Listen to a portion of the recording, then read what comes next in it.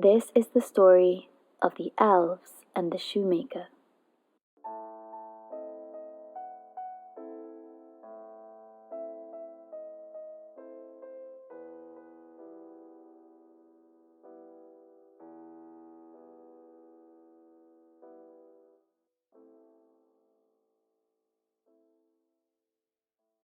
Once upon a time, in a land we now know as Germany, there lived a very poor shoemaker and his wife, who were struggling to make enough money to keep a roof over their heads.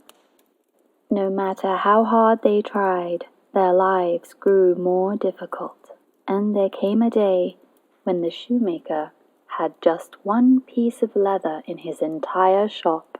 He sat down, as he had every day for many years, and he carefully cut the leather he needed for his last pair of shoes. As the day wore on, he began to sew the pieces together. But when night fell, the shoemaker grew weary, so he set the shoes down on the table and closed the workshop door, promising himself he would finish the shoes the next day. In the morning, when he opened the door, he was surprised to find a pair of finished shoes sitting in the spot where he had left his work. "How can this be?" he asked, scratching his head. But he wasted no time. He hurried to the market and sold the shoes. With the money he earned, he bought more leather. For the rest of the day, he sat in his workshop, cutting the new leather to make more shoes. The next morning, when he returned to the shop, to his astonishment he found several pairs of beautiful shoes sitting on the table where he had left the cut leather. Again, he hurried to market. This time he earned even more money, and so he bought more leather. He then carefully cut out leather for several pairs of shoes, and left these on his work table once again. In the morning, he found still more shoes awaiting him. There were sandals, boots, clogs, brogues, and moccasins. The shoemaker was overjoyed to know that his mysterious visitor had indeed returned, and so he began to leave pieces out, ready for the stranger's delicate handiwork. This went on for weeks. Every morning the shoemaker found more shoes awaiting him. The shoemaker's reputation began to grow.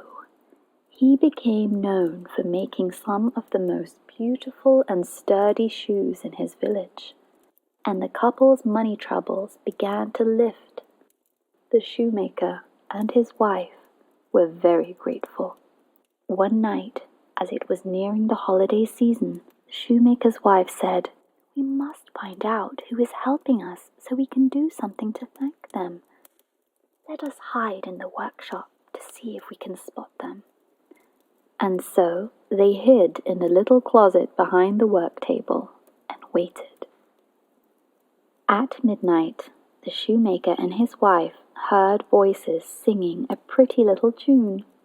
They peered out of the closet and were amazed to see two tiny elves wearing no clothes climbing through the window. The elves were singing and dancing, turning somersaults and leaping into the air, the happiest fellows the shoemaker had ever seen. After they had danced around, the elves sat down at the table and began to make the shoes. When they had finished cobbling together a dozen pairs, they disappeared out of the window. The shoemaker and his wife ran to the window just in time to see the elves vanish in a shaft of moonlight. "Elves?" the shoemaker's wife whispered. "Elves have come to help us. Oh, we must find a way to thank them." "Yes," the shoemaker agreed, "but what can we do?" "Well, they had no clothes on," his wife said. "Perhaps we can make them some clothes." The shoemaker agreed that that was a wonderful idea, and so for weeks they worked.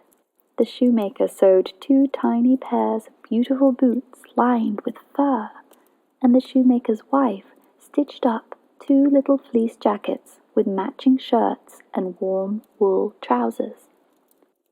On Christmas Eve, the shoemaker set out the gifts on the work table.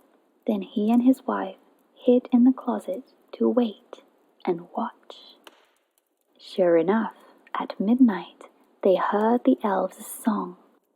A moment later, into the workshop they leapt.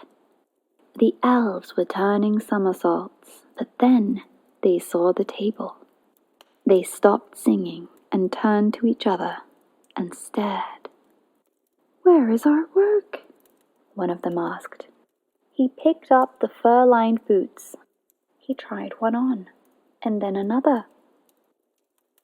The other, meanwhile, picked up the shirt, jacket, and trousers and tried those on. They were a perfect fit.